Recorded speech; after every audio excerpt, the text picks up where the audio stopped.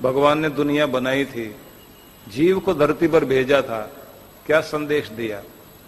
कहा 100 साल तक जीना है, सैकड़ों तरह के काम करने हैं, 25 साल तो तुम्हें सिर्फ तैयारी में लगेंगे। जिंदगी कैसे जीनी है उसके लिए 25 साल व्यतीत करने हैं, और 25 साल जीवन का अंतिम भाग होगा जिस समय तुम वापसी की तैयारी कर रहे हो। 50 साल जीवन के होंगे जो संघर्षों के होंगे। तो छोटे से जीव ने धरती पर जाने से पहले भगवान से पूछ लिया कि प्रभु मैं जा रहा हूं धरती पर, मेरी देख रेख करने वाला कोई होगा धरती पर? कौन संभालेगा मुझे? किनकी गोद में रहूंगा? कौन रक्षा करेंगे? भगवान ने कहा 2 फरिश्ते तुम्हारी रक्षा करेंगे जो तुम्हें सुलाएंगे, जगाएंगे।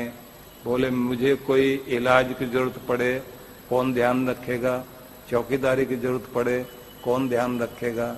भगवान ने कहा 2 फरिश्ते तुम्हारे लिए दूंगा जो तुम्हारे लिए चौकीदारी का काम करेंगे।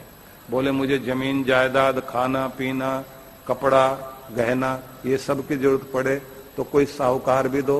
बोले 2 फरिश्ते साहूकार के रूप में देंगे जो तुम्हारे लिए जमीन जायदाद भी देंगे, मकान भी देंगे, गहने भी देंगे, ऐसे साहूकार भी 2 देंगे।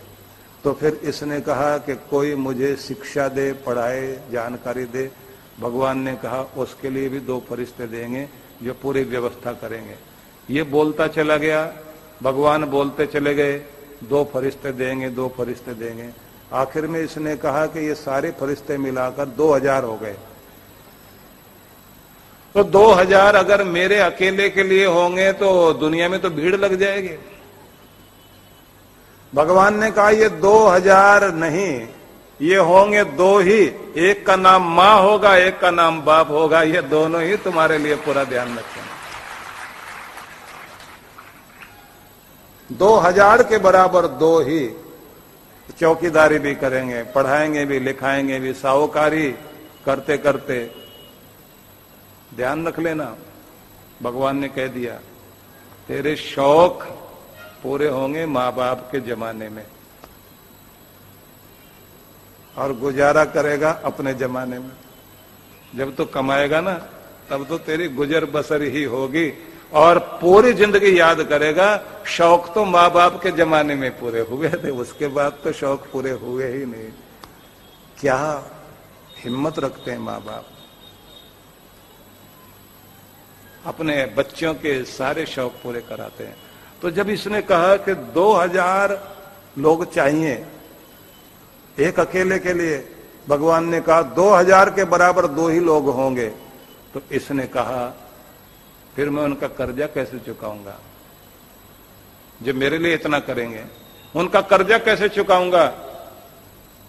भगवान ने कहा बस एक बात का ध्यान रखना, उनकी आंख में कभी तेरे कारण आंसू नहीं आने चाहिए, इस बात का ध्यान रख लेना। क्योंकि मैं सब कुछ बर्दाश्त कर सकता हूं, लेकिन बूढ़े माँ बाप की आंख में बच्चों के कारण आंसू आए तो भगवान कहते हैं वो मेरे से बर्दाश्त नहीं होता। उनको रोता हुआ देखकर मुझे अच्छा नहीं लगता। जो अपने माँ बाप को रुलाते हैं ना, उन्हें तड़पाते हैं, अभागे होते हैं वो बच्चे।